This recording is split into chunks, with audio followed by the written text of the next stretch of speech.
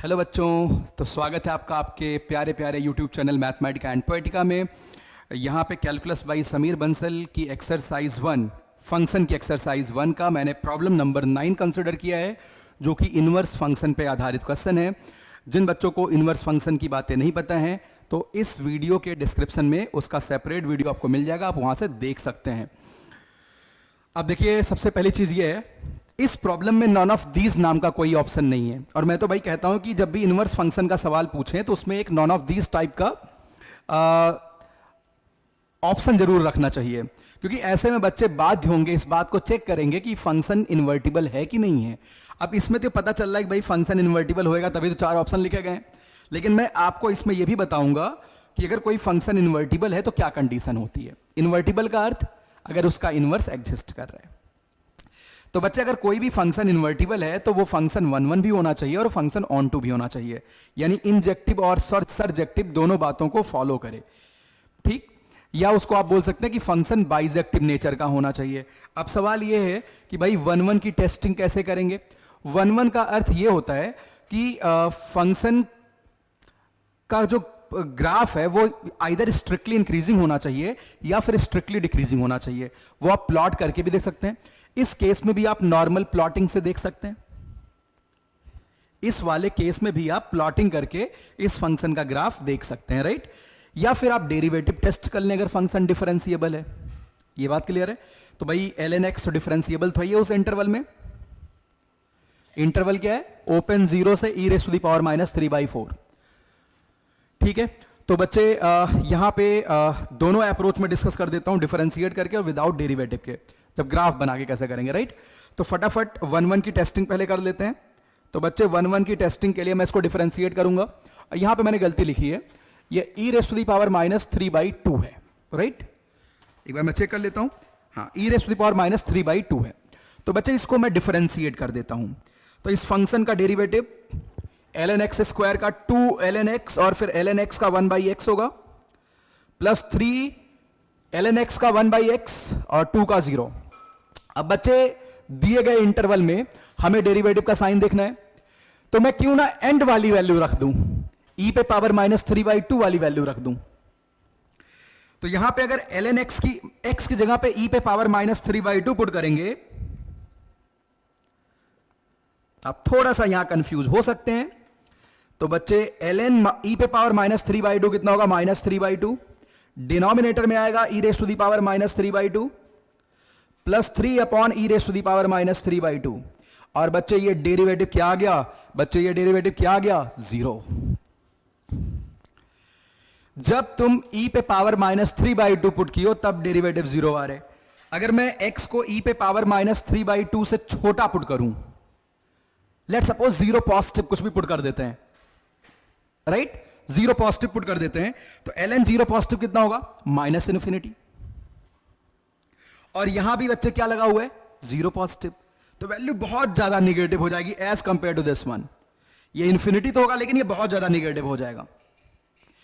आपको लग भी रहा होगा ना कि भाई जब e⁻³ रखा गया तो 0 हो रहे, उससे बड़ा कुछ पुट करोगे e⁻³ से, फॉर एग्जाम्पल 1 पुट कर लो आप, तो डेरिवेटिव पॉजिटिव है। e⁻³ से छोटा पुट करोगे तो बच्चे डेरिवेटिव कैसा रहेगा? निगेटिव, ठीक है। यानी derivative is less than equal to 0 for all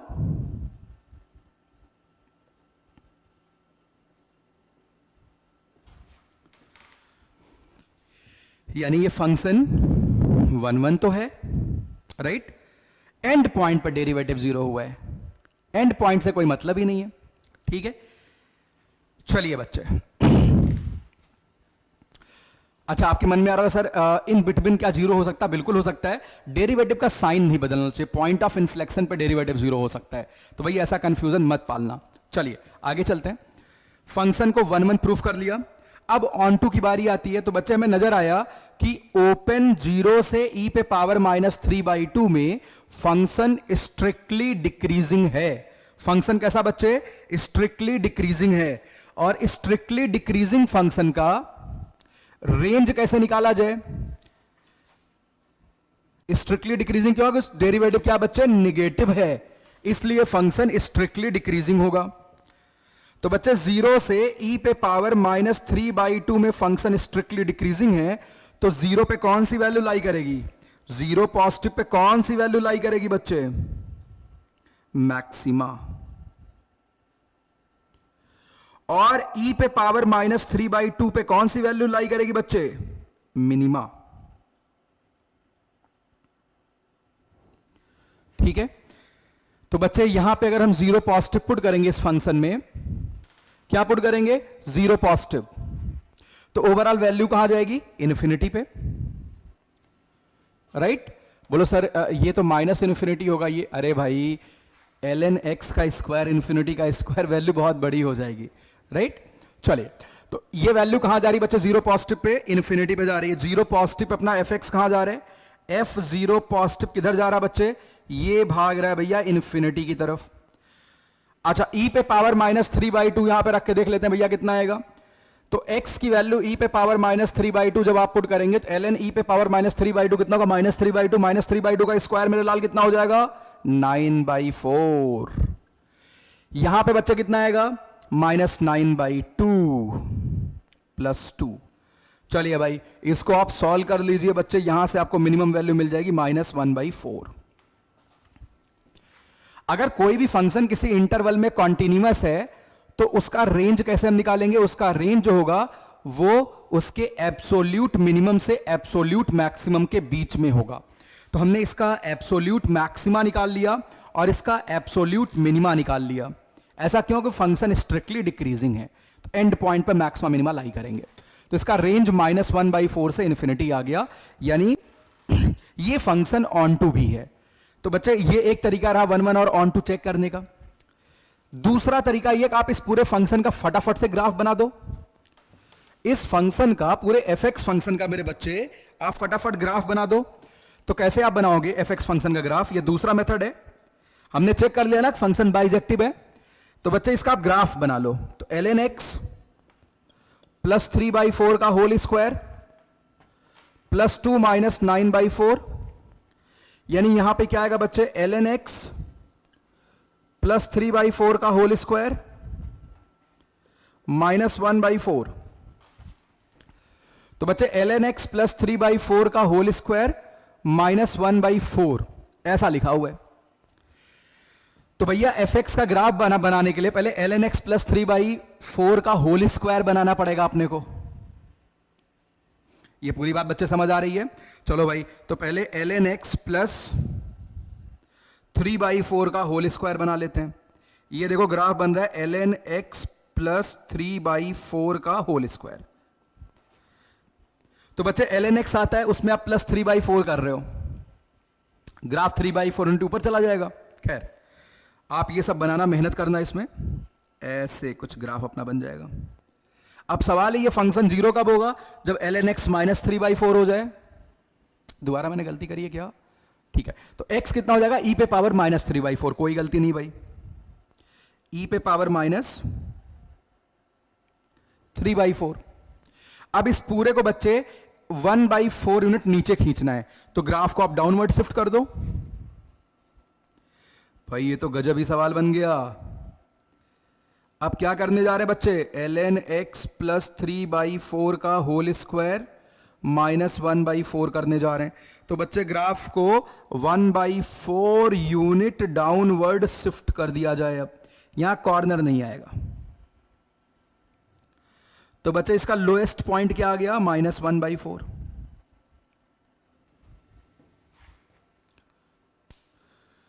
हमने ये सब सही लिखा है ना? ये गलत कर दिया यहां पे 3/2। अरे भाई ये सब पाप हो रहा है आज तो मास्टर से। अब सही है, ये सब बदल लो बच्चे, सब बदल लो, सब बदल लो, सब बदल लो।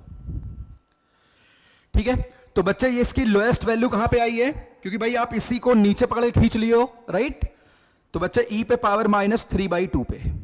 अब देखो बच्चे, ओपन 0 से e पे पावर -3/2 में ग्राफ कैसा है? अरे बच्चे ये तो स्ट्रिक्टली डिक्रीजिंग है। क्या फंक्शन 1 1 होगा? ऑफ कोर्स, ग्राफ में कोई बेंड नहीं है। अच्छा, बेंड का तात्पर्य कि भाई चलते चलते मैक्सिमा मिनिमा जनरेट हो जाए। बेंड तो x³ वाला ग्राफ भी होता है, लेकिन वहां इन्फ्लेक्शन आता है, राइट? कंफ्यूज मत होना। अच्छा, अब रेंज की बात करते हैं। रेंज दिख रहा भाई -1/4 से इन्फिनिटी, तो कोडोमेन और रेंज बराबर फंक्शन ऑन टू भी है, यानी ये फंक्शन 1 1 ऑन टू दोनों हुआ, बाइजेक्टिव हुआ बच्चे, इसका मतलब ये इन्वर्टिबल है। ठीक, ये बच्चे क्या है, इन्वर्टिबल है। चलिए भाई,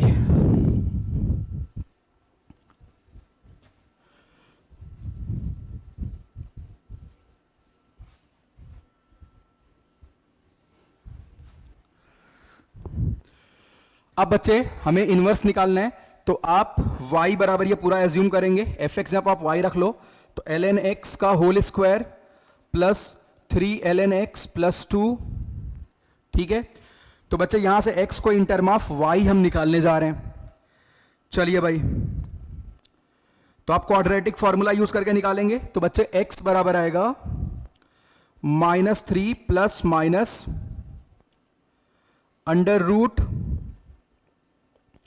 4x प्लस 1 डिवाइडेड बाई 2, यानी x क्या आएगा, आप यहां से x निकाल सकते हैं e raise to the power, बच्चे ये सब तो आप सॉल्व कर लेंगे ना, प्लस माइनस अंडर रूट, भाई मैं थोड़ा बहुत आपको इनवर्स के बारे में बताने लग गया था।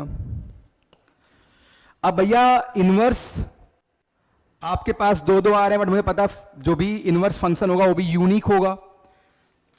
ठीक है, और क्या खास बात हो चुकी है कि उसमें जब -1/4 से इन्फिनिटी का इनपुट पुट किया जाए तो आउटपुट 0 से e पे पावर -3/2 के बीच का होना चाहिए। तो आप इस तरीके से देख सकते हैं -1/4 से इन्फिनिटी पुट किया जा रहा है, अगर प्लस वाले में इन्फिनिटी पुट करोगे तो वैल्यू प्लस इन्फिनिटी पे जाएगी, ये तो मिलेगा नहीं। तो इसका अर्थ क्या है, यहां माइनस ही होना चाहिए। क्या होना चाहिए बच्चे, माइनस ही होना चाहिए। ये x बराबर क्या है, यहां y आएगा, सॉरी सॉरी सॉरी। तो बच्चे यहां क्या होना चाहिए, माइनस।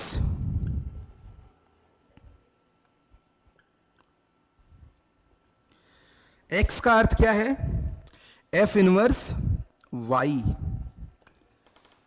तो -3 minus under root 4y plus 1 divided by 2। अच्छा, यहां पे ये y इनपुट हो गया ना, y कहां से कहां तक है, -1/4 से इन्फिनिटी है। तो अगर मैं यहां पे x रख दूं बच्चे, कुछ लोग यहां कंफ्यूज हो जाते हैं भाई, अगर यहीं y की जगह पे x रख दूं तो x आप कहां से कहां लेंगे, -1/4 से इन्फिनिटी। दिए गए फंक्शन का रेंज इनवर्स का डोमेन होता है, आप ऐसे चेक कर लेंगे। दूसरा चेक करने कौन सा तरीका है कि कौन सा इनवर्स सेलेक्ट किया जाए, प्लस वाला माइनस वाला, कैसे चूज करेंगे। देखो बच्चे, अगर आपका फंक्शन स्ट्रिक्टली डिक्रीजिंग था तो इनवर्स भी स्ट्रिक्टली डिक्रीजिंग होगा, तो इनवर्स भी क्या होगा, स्ट्रिक्टली डिक्रीजिंग। क्योंकि गिवन फंक्शन और इनवर्स फंक्शन y बराबर x वाली लाइन के अबाउट सिमेट्रिकल होते हैं।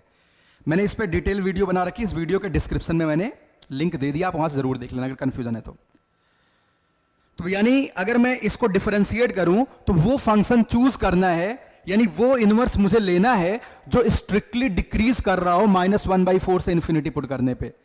प्लस वाले का डेरिवेटिव जब अगर यहां पे प्लस आप लेते तो डिफरेंशिएट करते डेरिवेटिव पॉजिटिव आ जाता -1/4 से इन्फिनिटी में।